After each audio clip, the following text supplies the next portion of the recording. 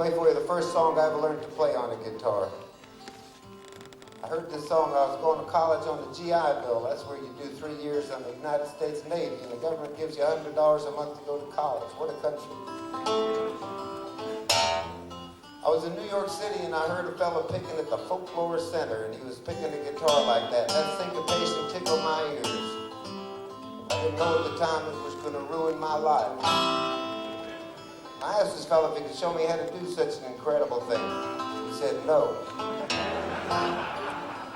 I listened to him play for about a half hour. I was really amazed. When he finished, he handed me a matchbook with a phone number on it. It was AX0170. I asked him whose number that was. He said, that's the number you called to play the guitar like that. He said, that's Reverend Gary Davis's number. I knew who Reverend Gary Davis was. Legendary blind guitar player come up from South Carolina in 1935 to record with Sonny Terry and Blind Boy Fuller. Reverend Davis recorded 2 beautiful blues songs in 1935. He wasn't up in the big city for more than about 3 hours when he got religion. Big city do that to some. He ended up singing on the streets for Jesus. All the money they'd give him. Sang on the streets for many years. In 1960 or 61, folk music happened in New York City. It was an incredible moment. Peter, Paul, and Mary recorded a song they heard the old blind preacher sing on 135th Street. It was a hit. Reverend Davis made him a pile of money, got a business manager, built him a house in Long Island, New York. We still lovingly refer to as the house that Peter, Paul, and Mary built. I had a phone number. I was a little shy about calling up this legendary figure of the blues. One day I got up my courage and I dialed it up, AX17609. The old preacher answered the phone. I said, Reverend Gary Davis? He said, that's my name. I said, my name is Roy. I like the way you pick a guitar. Could you show me how to do such a wonderful thing? He said, do you have any money? I asked him how much was required. He said, $5 for guitar lesson. I said, I got you covered, man. He said, when are you coming over? And I was still shy about it. I said, how about a week from Thursday? He said, you know, Reverend Davis is an old man. If you want it, you better come and get it while it's here. I said, like when? He said, like now. I said, well, I'm in New York City and you're out in Queens. How am I going to get there? He said, on a subway train. So I went down with my guitar to the subway train. With 2 trains, there was an E train and an A train. I got on the A train, but I ended up in Brooklyn by mistake. I really should have been on the E train. I had to get a transfer to get over there, but I knew in 20, 25 years it would be so cool to say I took the A train. This worked out to my advantage. I was only about 15 minutes late. Reverend Davis wasn't angry or anything. We started picking guitars. He said, what can you play? I started playing my version of Candyman blues. He said, good God almighty, it's going to take me years to straighten you out. I said, I got lots of time. He said, you might. So we picked, and we picked. Then we picked some more.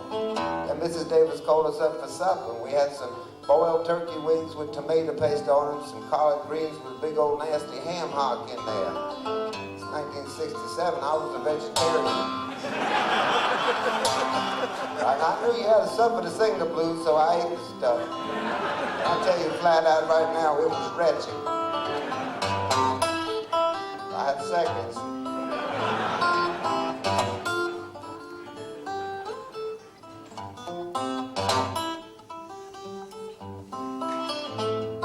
That part after lunch. Just telling you like it was. I could pretty it up for show business, but I won't do it. We picked guitars for about 8 more hours. Candyman was driving me crazy. Finally I said, Reverend Davis, I got an 8 o'clock class tomorrow morning. I'm a college boy. I got to get out of here. It's 2 o'clock in the morning. He said, don't forget. I said, I'll never forget this as long as I live. He said, don't forget you owe me $5. I gave him $5 for my guitar lesson, 2 meals and 18, that was a long time, man. I went home, had an 8 o'clock class, I was back at Brother Davis's next morning at 11. And boiled turkey wings for lunch reheated wasn't too bad. Kind of like Chinese food, gets better. Hang in there. Yeah, Perry. It's more fun than working for a living, I'll tell you. By the third day, Reverend Davis and me were headed for Detroit, Michigan. It's a long story, and I'm cutting it short because I only got so much time to do this thing. We're out in Detroit one day. I quit school, me and Reverend Davis were gone. Sublet my flat apartment. There we were in Detroit. One day I says, Reverend Davis, that's what I used to call him. And he said, Roy, that's what he called me before he passed on. I said, when did you write that Candyman blues song anyway? He said, I never wrote that Candyman song, that's an old song. I said, well, when did that come out? He said, 4. I said, 4 what? He said, what are you talking about? 4 what? What? I said, when did that song come out? He said, 4. 19-4. I said, God almighty, I picked it up fast, the language. I said, that's an old song. He said, that's what I've been trying to explain to you half this morning. I said, well, if you didn't write that song, where'd that song come from? He said, that's an old song. I said, well, what was going on in Greenville, South Carolina when that song came out, Reverend Davis? He said, I don't know, I haven't been in town yet. I said, well, you must have still been in Gray Court, South Carolina, is that right? He said, that's right. I said, what was going on in Gray Court, South Carolina? He said, nothing ever went on in Gray Court, South Carolina, that's why I moved to Greenville. It ain't easy learning about this stuff, I tell you. I have something. I said, well, what was going on in Gray Court, South Carolina the morning you first heard that song when you were there? He said, I was a little blind baby boy playing in the mud in front of my mama's house, and I heard it coming up the street, and that syncopate sounded like a brass band in a parade, and I got real excited, and I said, Mama? She said, little Reverend Davis. He said, what's that coming up? Is that parade in Terrence? He said, that's nothing but a nasty old guitar player picking the blues. He said, you better get me one of them. And she did, and he did, and here we are. Run, get the bucket, get the baby some beer. Candyman, Candyman, salty dog. Candyman, salty dog. Mercy. And I said, I'll do anything in this God-almighty world. Keep the Candyman home. Story longer than it could be, I'll go on. 2 years later, I was in Spartanburg, and I was sitting, that's in South Carolina, 28 miles from Greenville, 29 and a half from Gray Court, you know. Sitting on Pink Anderson Sports. He was an old blues singer, made 2 records in 1928, and that was it for him. And he had arthritis and didn't pick a guitar much, but one day he picked up my guitar and he started playing like that.